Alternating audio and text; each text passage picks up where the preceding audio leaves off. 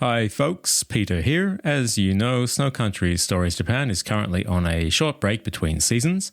I'll announce the return date shortly, and I thought rather than leave you with a long, empty silence, I'd republish one of the most popular episodes to date, Shiga Kogen, Japan's largest ski resort with Robel Zemichael of Shiga International Ski School. Published in September 2023, this was episode 13 and the first of season 2 of the pod, with the original episode being around 50 minutes in length. This is an edited version of that episode, and it's just over 20 minutes in length, yet I think it captures the essence of our chat. Robel is a 2-time Olympian who manages Shiga International Ski School and advocates extremely well for Shiga, which is both the largest and highest ski resort in Japan and enjoys Nagano's longest season. With winter quickly approaching, I thought it also a good time to republish my chat with Robel, and also in follow-up to my recent chat with Yokota Shinji about the UNESCO Biosphere Reserve Shiga Kogen Highlands, which overlaps with much of the ski resort. Remember that this is an edited version of the original episode in which Robel and I went into a lot more detail about the resort, its snow quality, services offered by Shiga International Ski School, accommodation and more. I hope it encourages you to go back and listen to that episode. You'll find a link in the show notes. I hope you enjoy.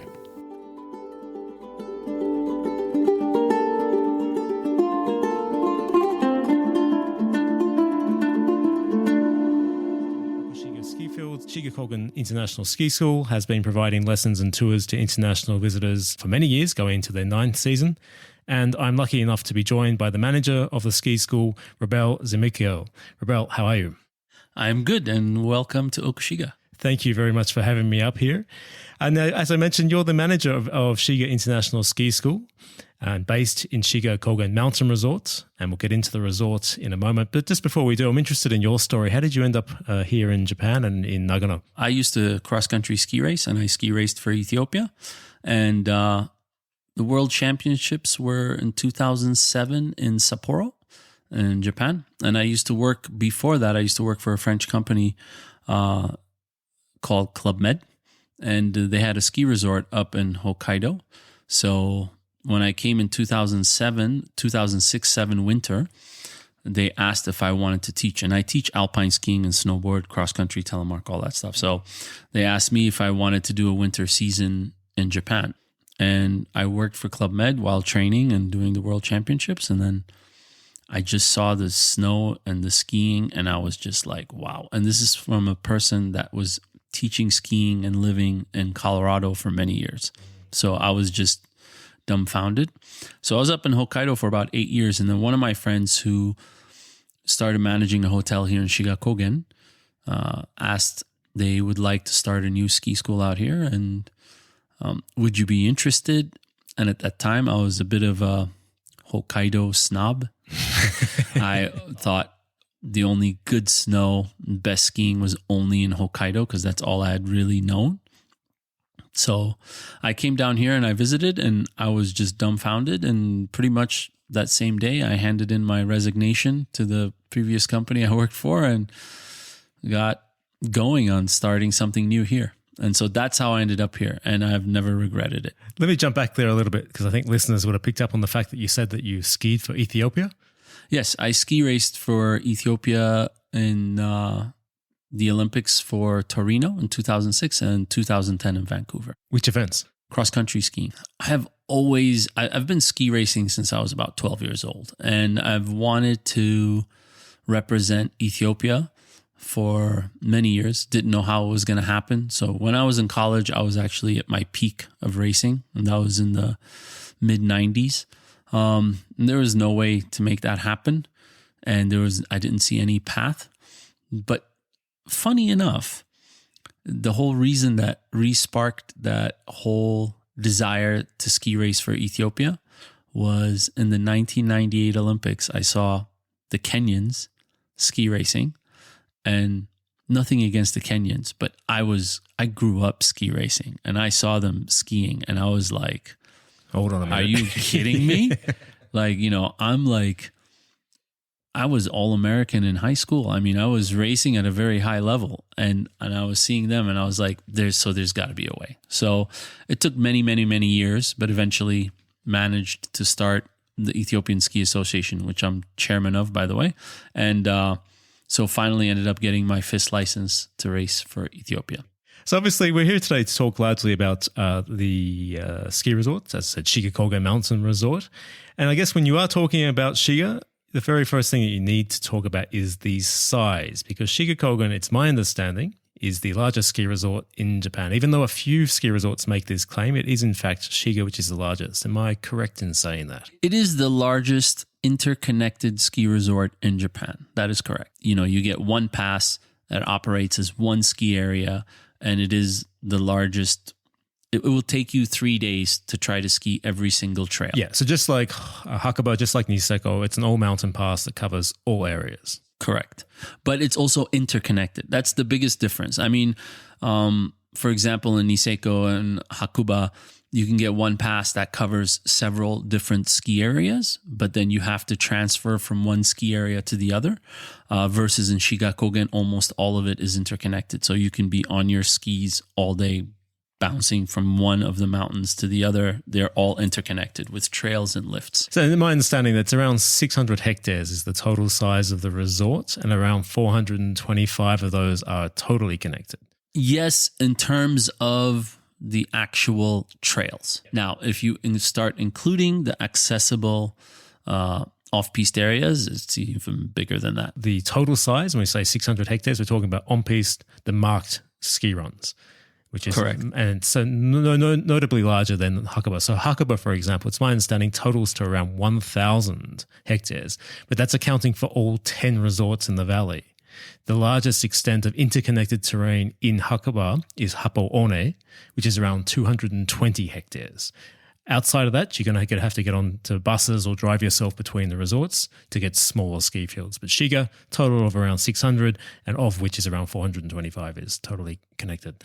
Now, we're sitting in the Okushiga ski fields of Shiga Kogen. So let's start from there. Can you just give us an idea as to the areas that make up the overall ski resort and, you know, what distinguishes one from the other, starting with Okushiga? What's good about this spot? I love this spot. No, Okushiga is in the very north end of Shiga Kogen. If you are looking at Shiga Kogen, there's basically two ends of it. There's the Yokoteyama Shibutoge area, which actually, Shibutoge is actually in Gunma. So that's one end, and then we're in the extreme other end. So it's in the very northern end. The best part about, I think for me, Okushiga is a lot of the trails face north. This gets really good snow quality. And it's a bit more quieter. It skis more like if you wait in a lift line for 2 minutes, that's a long wait. Because it's important to say, Okushiga is the kind of deepest part of the connected part of the resort, the furthest you can go into the mountain. And that connects through to Yakibitai, which connects to Ichinose. And my experience is, because obviously the busiest part of the resort, and Shiga is not busy compared to resorts like Niseko or Hakuba, but the busiest part of the resort is around Ichinose, Takamagahara. And most skiers and snowboarders don't tend to come all over here. It takes that little bit more effort to get here. Correct. Very little effort because everything is nicely connected. Good, a bunch of gondolas and chairlifts over here to do that. But I find that everybody tends to, especially beginners, they all stay around the central area. And by the time you get to Yakibitai and then into Okushiga, most people who are here are intermediate to advanced as well, which is quite nice. So the ski runs aren't cut up by people just sitting in the middle of them. That's the same thing we were talking about earlier. Shiga Kogen is so massive that it's not because it's so difficult to come and get here. There's easy beginner slopes you can use to get here.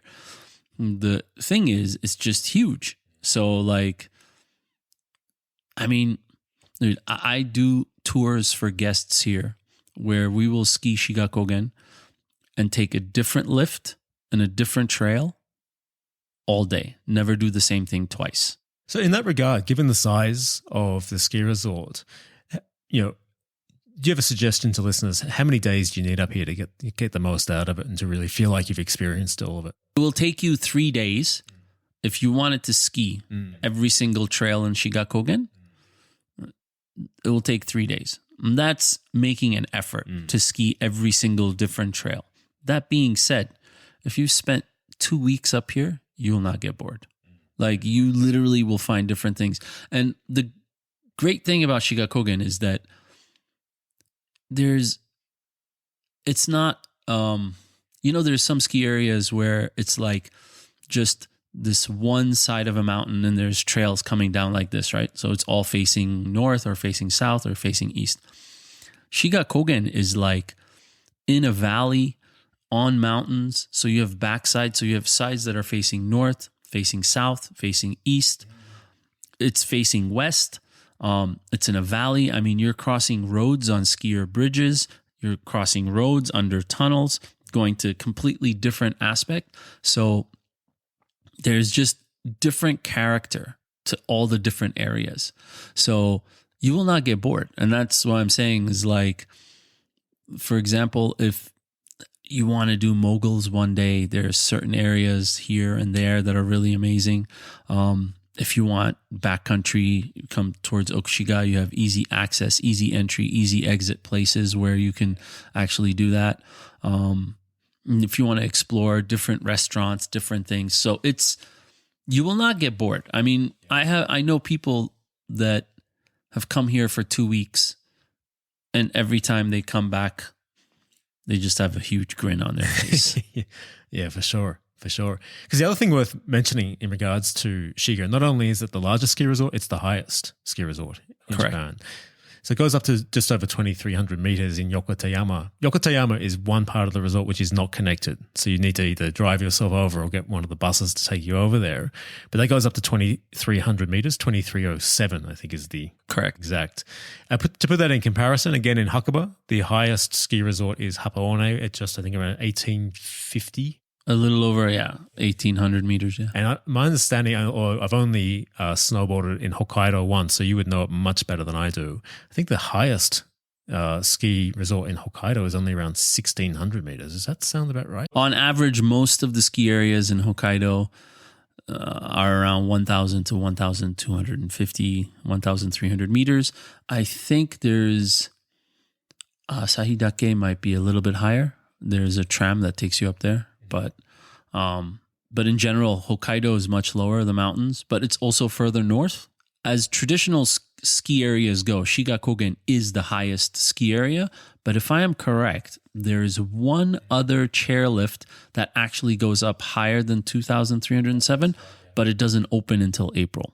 Like it's closed all winter, opens for spring skiing or something like that. But yeah, Shiga Kogen is the highest ski area in Japan. So if I'm thinking correctly, Shiga Kogen, the entire resort is located from around 1,330 meters to 2,307. Correct. So obviously, with that altitude, it's known for its very reliable snow, and it enjoys the longest ski season of any resort in Nagano. So in terms of coming here, Robel, like when can you expect snow from and until when? The first slopes here normally open up in second to third week of November, but that's because of the elevation, they can make man-made snow. So normally when early season opens is a combination of natural snow and man-made snow. For the diehards, that's when you can start. And these are the higher areas. So we're talking about Yokotoyama, Kumanoyu.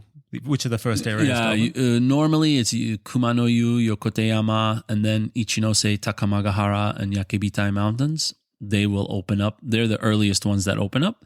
But in general, a lot of the slopes on a regular year will start opening up around first, second week of December. And then by Christmas, most everything is pretty much open and starting to be interconnected.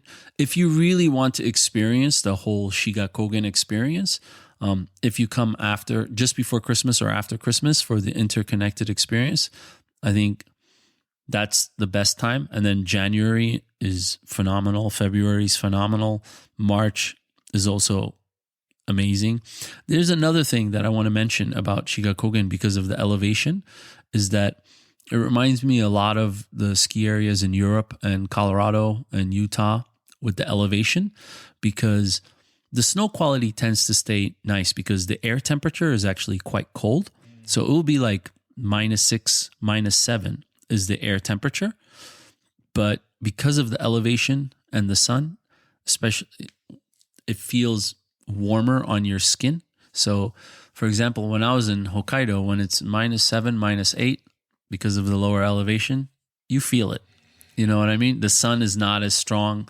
Here you get this just deep blue skies, and that's really like one of the other things I really like about Shiga Kogen is because of the elevation. The reason why I mentioned that is it feels really good and much warmer than it really is, but the air temperature itself is so cold that the snow quality still stays good. And in terms of the snow quality, because we are further from the coast here than a lot of other Nagano resorts, further than Hakuba, further than, for example, Nozawa, Madarao, or Myoku Kogen in Niigata. So we are further from the coast. How does the snow compare to the other Nagano resorts or Hokkaido? The snow quality here is phenomenal. It's really, really good.